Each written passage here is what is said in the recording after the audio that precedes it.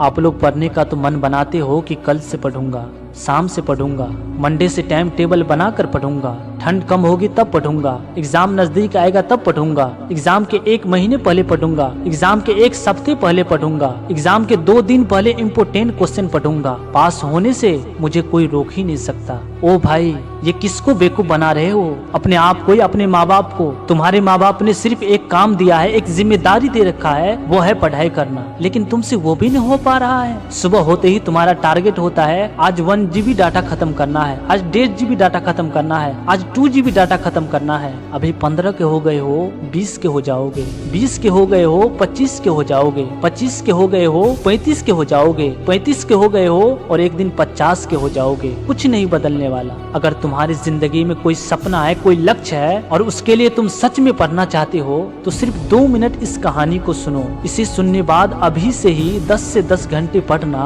शुरू कर दोगे। एक 18 साल का लड़का था, वो अपने माँ बाप की बहुत रिस्पेक्ट करता था, उनकी हर एक बात मानता था। उस बंदे के सिर्फ एक ही सपना था, अपने माँ बाप को खूबसूरत सी जिंदगी देना। लेकिन उस बंदे की एक बुरी आदत थी कि वो अपने कामों को टालता बहुत था। आज की कामों को कल करूंगा, लेकिन इस वादों को कभी पूरा नहीं कर पाता था। पूरे दिन मोबाइल चलाता रहता था, बहाने बनाता रहता था और जैसे जैसे समय बीतता गया वो बहाने बनाता गया। अब उस बंदे की उम्र 22 साल हो चुकी थी, उसके माँ बाप बूढ़े हो चुके थे, लेकिन आज भी उस लड़के को मोबाइल चलाने और टालने की आदत नहीं गई थी और इसी वजह से अपने माँ बाप के लिए अभी तक कुछ बड़ा नहीं कर पाया था। लेकिन एक दिन अचानक से उसके माँ बाप इस दुनिया को छोड़कर चले जाते हैं। उस लड़के को जब ये पता चला तो वो सुन्न पड़ गया और उसे यकीन ही नहीं हो रहा था कि अब वो अकेला हो चुका है और वो अपने माँ बाप के सपनों को पूरा नहीं कर पाया। वो फूट फूट कर रोने लगा कि मैं ही अपने कंफर्ट जोन में फंसा रहा, अपने कामों को कल पे कल टालता रहा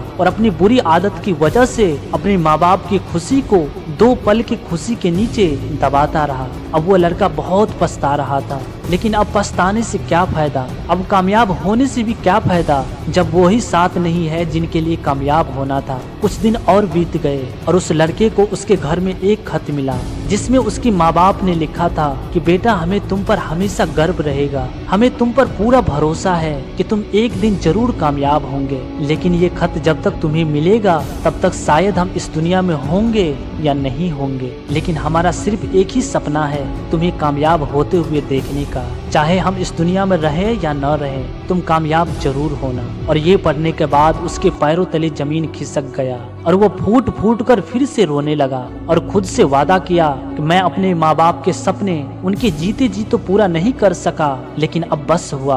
अब बहाने नहीं और न ही डिस्ट्रैक्शन, सब कुछ छोड़कर अब वो लड़का खूब मेहनत करने लगा और फिर कुछ साल बाद वो लड़का इतना सक्सेसफुल हो जाता है कि दुनिया भर में उसका नाम चलने लगता है और फिर अपने माँ बाप के तस्वीर के सामने जाकर कहता है कि मम्मी पापा, मैंने आपका सपना पूरा कर दिया, मैं एक सफल व्यक्ति बन गया। दोस्तों, कुछ लोग अपनी 2 पल की खुशी के लिए अपने माँ बाप के सपनों को उनके जीते जी पूरा नहीं कर पाते हैं। अपने माँ बाप के खुशी से ज्यादा उनके लिए अपने बाबू सोना का SMS जरूरी होता है। मेरे भाई, जिस SMS का घंटे घंटों तक तुम वेट करते हो, अगर तुम कामयाब नहीं हुए तो एक दिन यही बाबू तुम्हें ये बोलकर चली जाएगी कि बाबू, मम्मी पापा नहीं मान रहे हैं और फिर तुम्हें अकेला छोड़कर चली जाएगी। इसलिए मेरे भाई, अब भी टाइम है, सब फालतू का काम छोड़कर पढ़ने लग जाओ।